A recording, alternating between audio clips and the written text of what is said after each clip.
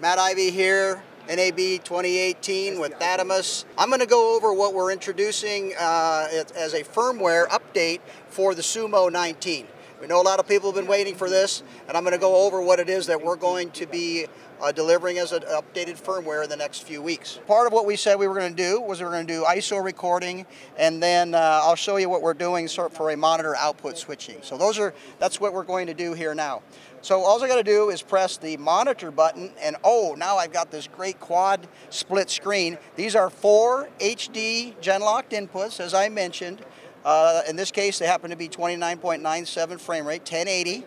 So 1080p, 2997. You can go through and you can examine each one that you want, and then you'll notice on the output that the one that I've selected is on a switched monitor output of the Sumo 19. All that was already built into the hardware of the product.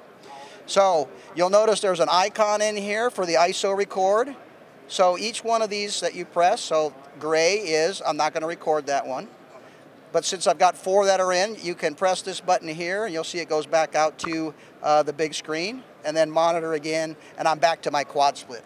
Just like all Atomos interface that has been done, very easy to operate. So right now I have 4 ISO inputs that are all going to get recorded. So when I press the record button, you'll see the record icons start blinking for the red for recording each one of those HD inputs, all 4 of them. So we'll let that record for a little bit here, and then you'll see what the end result will be. So when I stop this, they stop recording. Now I can go into the playback area just by going back out to my monitor. I go into playback, and you'll see that the system will change over to playback.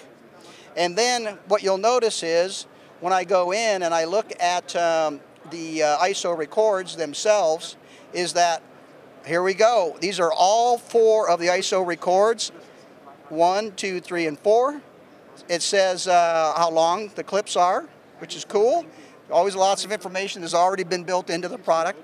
But the really cool thing about this is if you go back up a level, you'll see that that is a folder. So those 4 ISO ProRes files that are .mov wrapped are all sitting in this nice little folder. You can open them up, and then you can play each one of them back. So and then you can play that back to go out to another monitor and look at the signals that are coming in. You notice that it is switching. So one of the things we're doing here, we're using a Shogun Inferno on that output, so we can record the program out of what's being switched.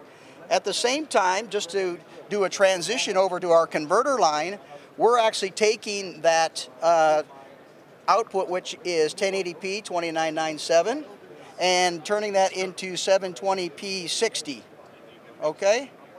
So, and we're doing that through one of our converters. This happens to be the CSC line, and this is taking the HDMI output, and we're converting it into SDI so that could go out to streaming, because streaming is very popular to be done in 720p 60.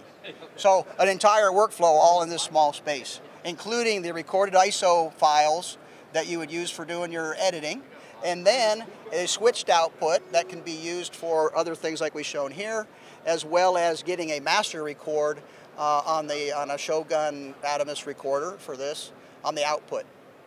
Okay, so that's the update and the lineup on the Sumo for that firmware update, and an introduction to how you can use their converters and to do cross conversion for doing streaming.